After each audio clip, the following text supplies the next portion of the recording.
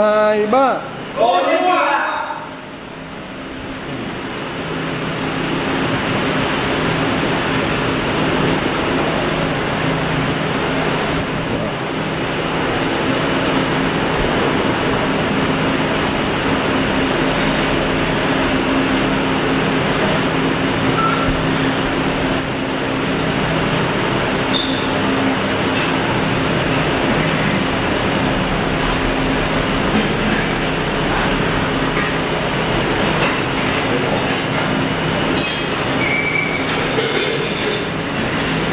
Làm nhanh nhất có thể nhé.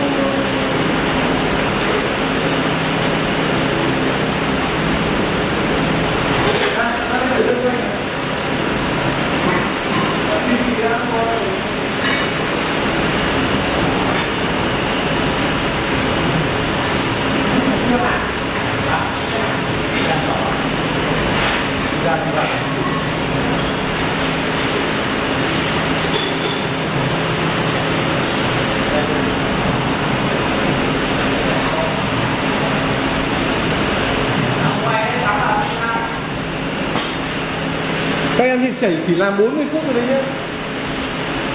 Tối đa là chỉ 40 phút thôi.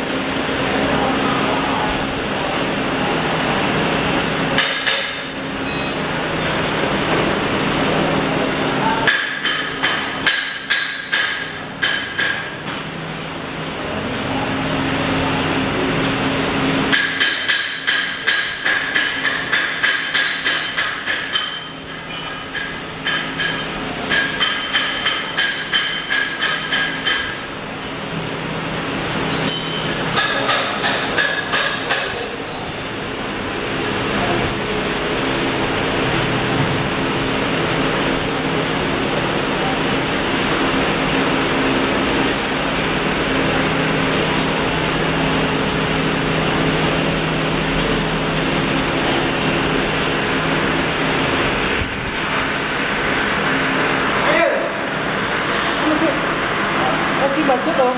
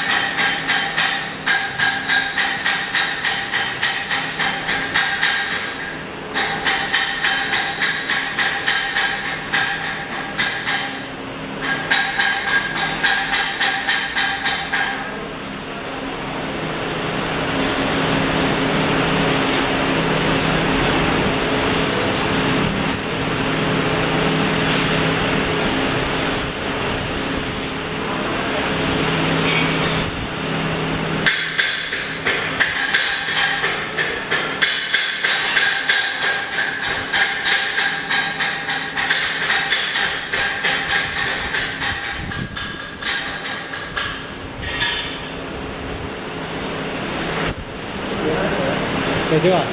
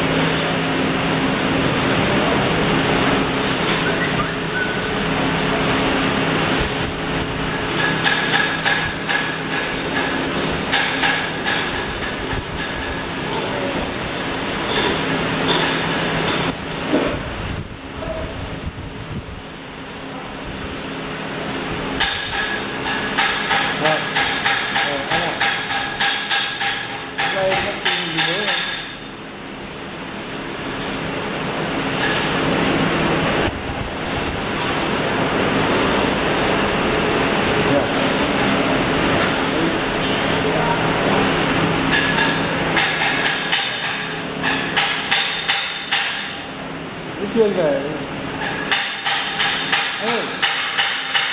sáng mai đoàn sẽ làm vào sớm ấy, về sớm 7 giờ 7 rưỡi trên này về. Anh sáng mai vào sớm nhé, 7 giờ 7 rưỡi trên này về thì sẽ là 9 giờ là sẽ có mặt. Anh vào làm công tác chuẩn bị trước ở đấy cho em với những cái bài thi mà các em nó có vứt lung tung ấy, kiểm tra khắp nơi chân, không để để lộ ra vì mình cho đều trước mà. Mình thu dọn sạch anh nhé. này là khâu tổ chức cho người đón đoàn nhé.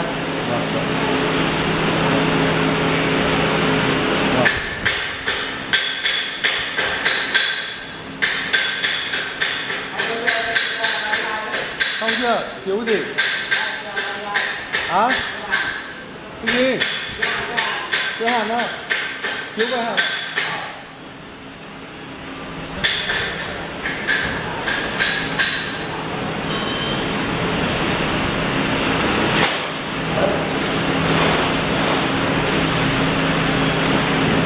Cái này chẳng gì.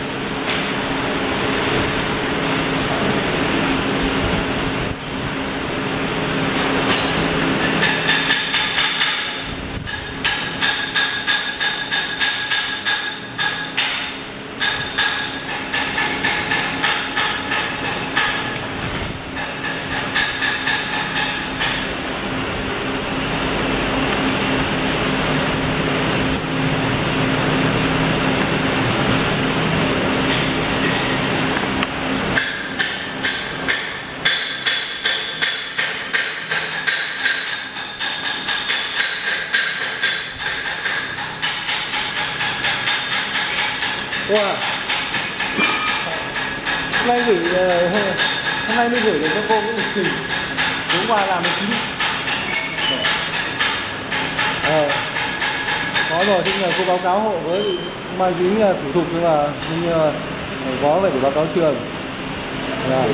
Cái chương trình mai là đoàn sẽ về 7 giờ 7 rưỡi ở trên này về. Chắc là 9 giờ hoặc là trước 9 giờ sẽ có mặt rồi.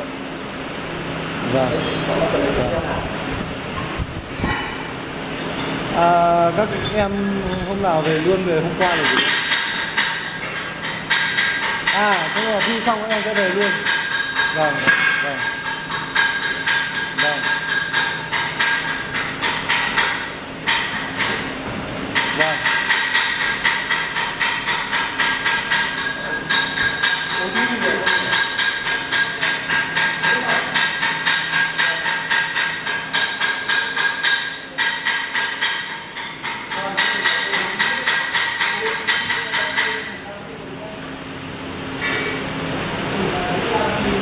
Hơi lắm. Thì nó quay cái tí nữa ba ấy không sao. Này để cho nó lên mạch, tránh trường hợp mình không làm lấy phần cảnh đâu.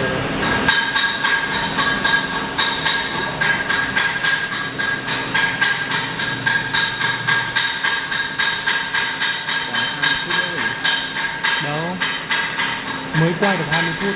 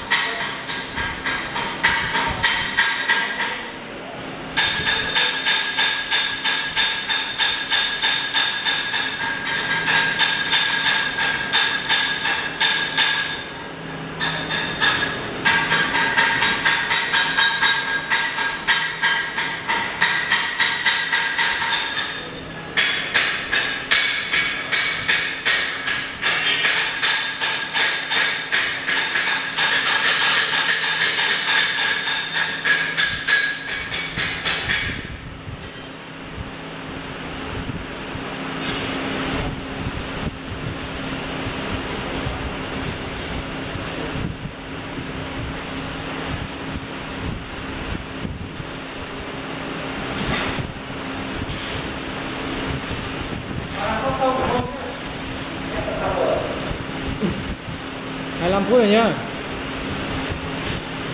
Mới có gần 25 phút rồi.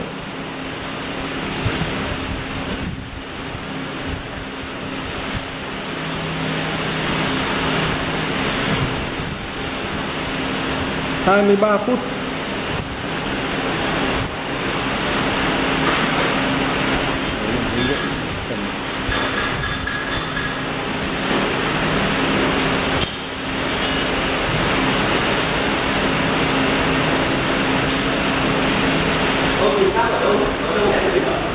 Cái gì em? Kìm gắp à? Không biết rồi.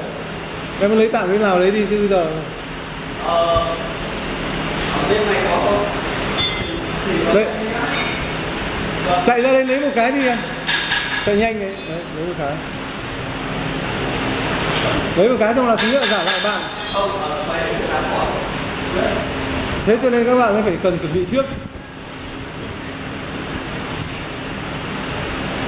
Thẻ chính Quay thẻ. số 5, quay số 5. Tính cái thẻ. Rồi, quay số 5.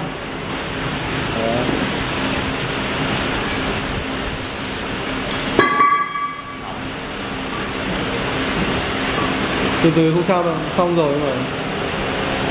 Nó lại. Đưa sát lên đây tí nữa. Rồi, quay mặt sau, từ từ quay mặt sau. Rồi. Sát vào tí nữa. Nữa. Rồi. Đây, chỉnh thẻ. Đó.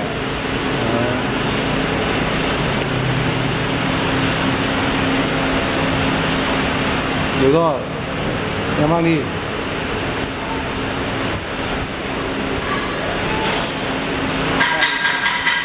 Trả lại kim gấp cho bạn.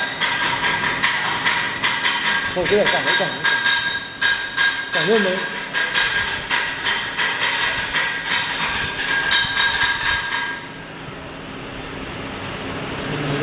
23 phút rưỡi.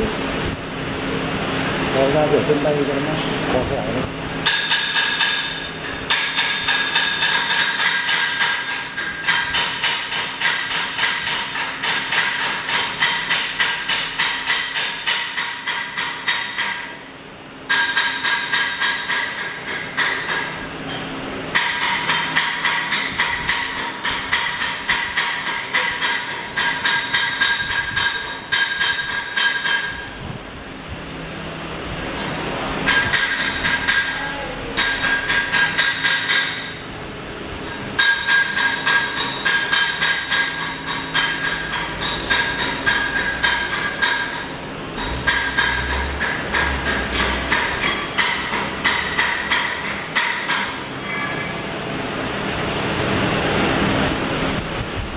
Dưới hẳn đẹp đấy.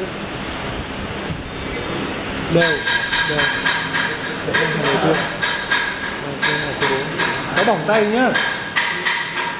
Có bỏng.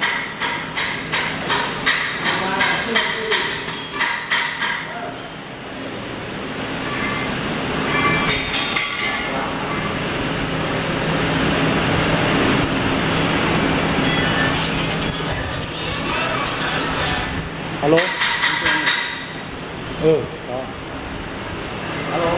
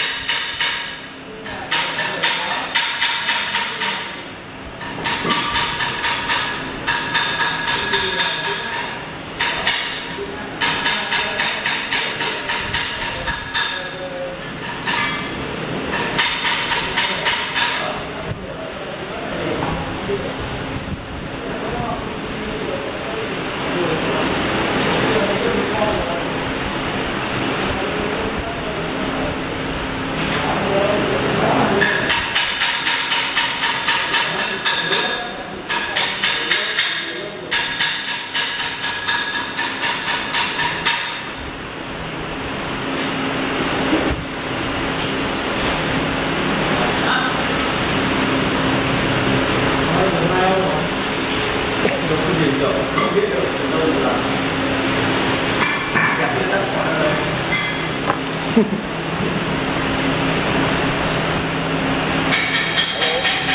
Giới hạn 40 phút, thành 130 phút, hóa nữa là không có đủ. Mình cứ chơi hẳn 50 phút. 3 đến 15 thì 3 đến 15 thì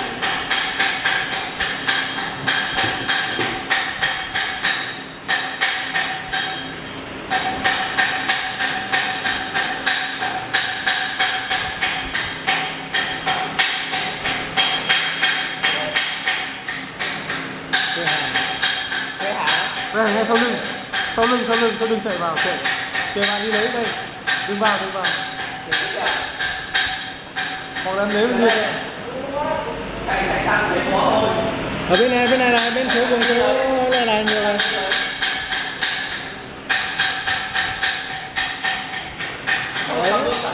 Đấy, ổn hết rồi. Nhanh tay em ơi, nhanh lên, chạy. Mình chuẩn bị quen trước lúc rồi đang thẳng. Vừa lại em nhìn rất nhiều luôn. Thế nó đâu? Nó đi đâu? Phạt về 2,5. Không phải vỡ gì. Vâng. Thế cho nên phải cẩn thận kiểm tra là gì? Ở đây người ta chuẩn bị thêm, ở kia là trước em thì bài nhiều thêm. Nhưng mà mình chuẩn bị tự động.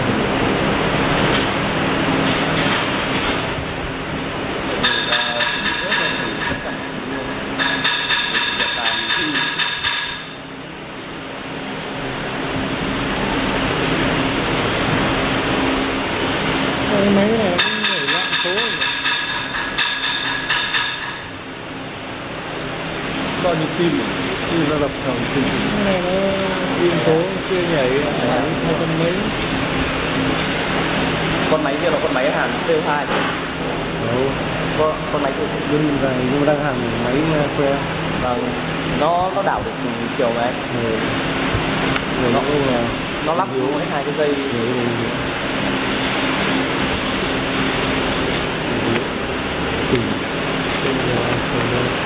Từ này thì chuyên hàn đất. Hoa sắp xếp. Dạ. Hoa sắp xếp. Em đi ngồi nhìn như này nó học mẹ mắt. Anh mới tính vào cái thể đau thế này.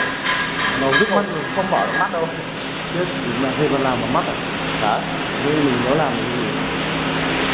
Tới sáng ngày hôm sau có khi anh phải đeo kính đầu về. Nhưng mà anh có trực tiếp vào tận đấy đâu. Không, anh chỉ cần ngồi đây trên kia cái cho nó chiếu lại đầu. Tao phải quay phim làm sao rồi? Có nhưng mà chấp nhận. Nhìn đây đỡ hơn. Anh nhìn đây kia nhìn kể cả vẫn vào mắt. anh quay ra ngoài kia nhưng mà tia sáng nó chiếu ở đây. Nhưng mà phóng mặt. Nó cái này nó có hai loại tia chính là tia hồng ngoại và tia tử ngoại. Em ngồi đây cho nó đau mắt làm gì? Em á? Mắt em bây giờ quen rồi. Ra rồi. Sau lần này thì mình cũng quen rồi. Không, anh Việc của mình có phải là cái việc đi quay mình đâu. Thiếu người để mà làm. Bây giờ các em bay rào vậy các anh thì lao theo.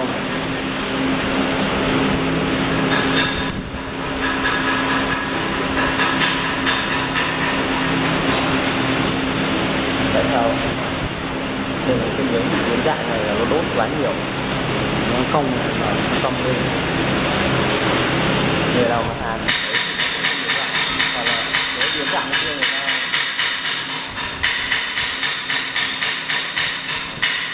Các em còn 8 phút nữa nhá. đợt chơi em đi thực tập hàn ống cầu ấy. Một trường hàn dài hàn nó kéo nó xé nó nổ chả quá rất thêm luôn.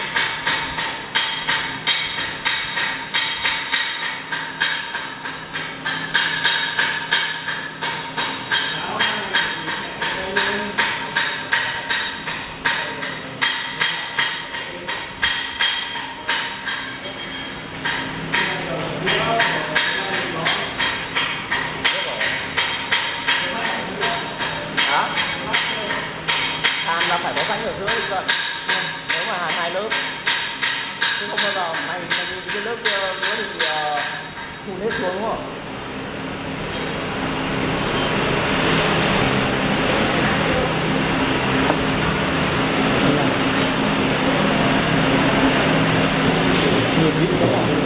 Chóng mặt không?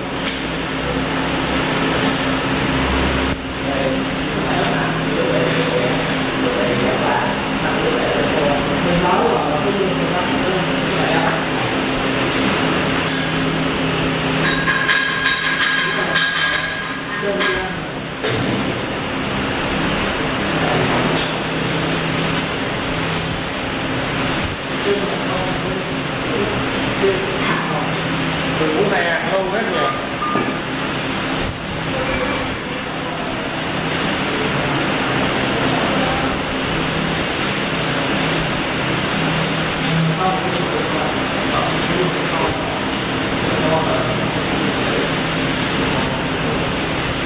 Không căng rồi.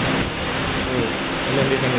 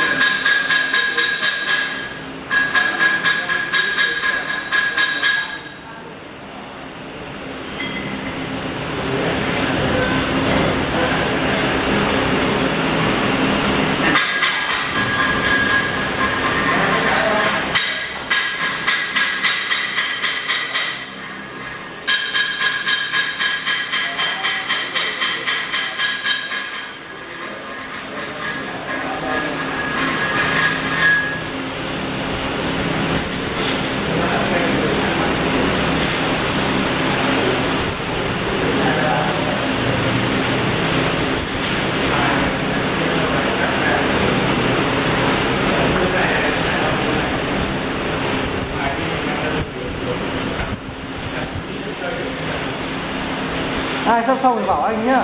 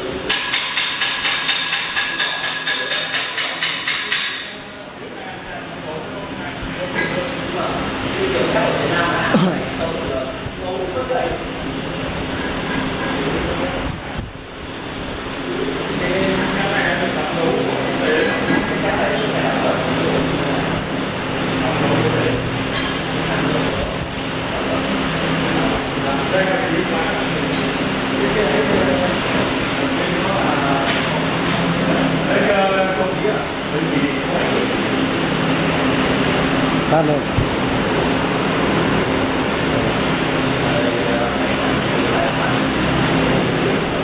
Sát lên. Khẽ. Đi xa rồi.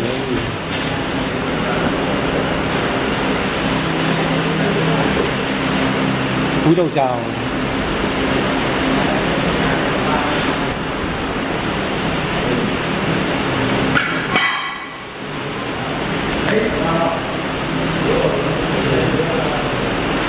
Không nhấn vào ở chỗ lồng này.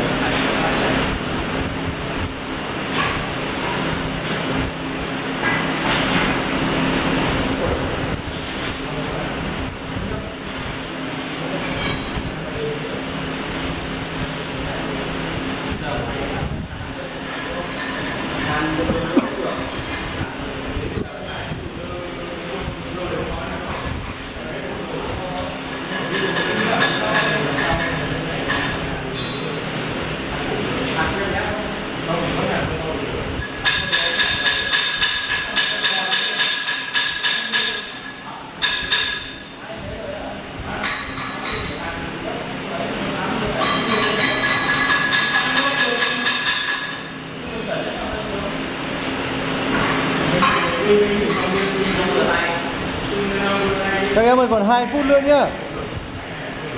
2 phút nữa để dừng tay nhá.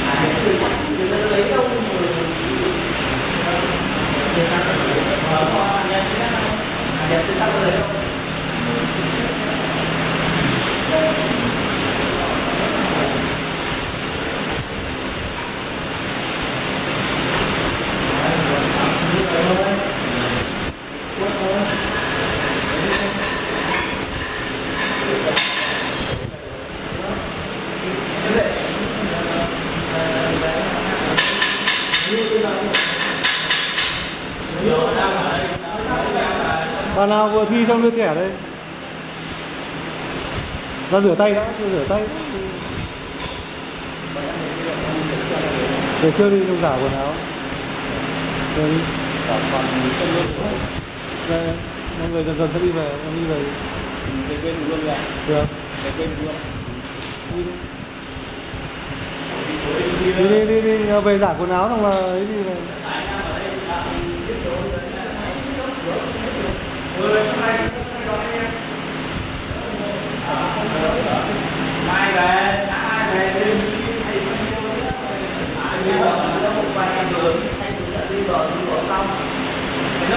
Xong chưa?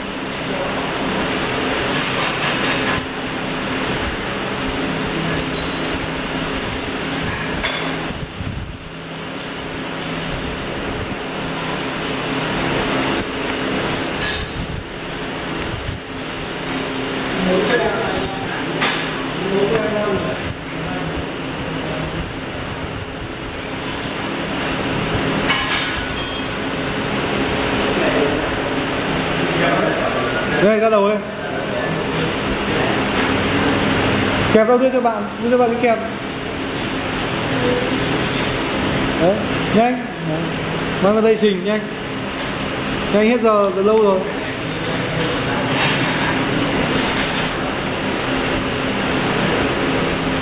Sát lên, cao lên. Rồi, quay lại.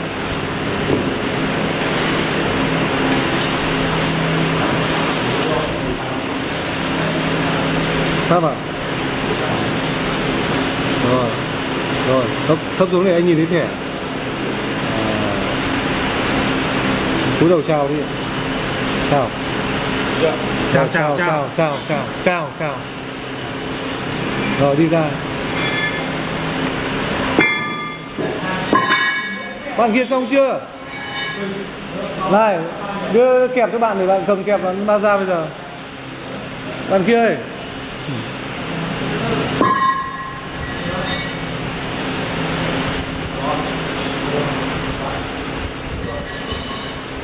Em xem bạn kia sắp xong chưa?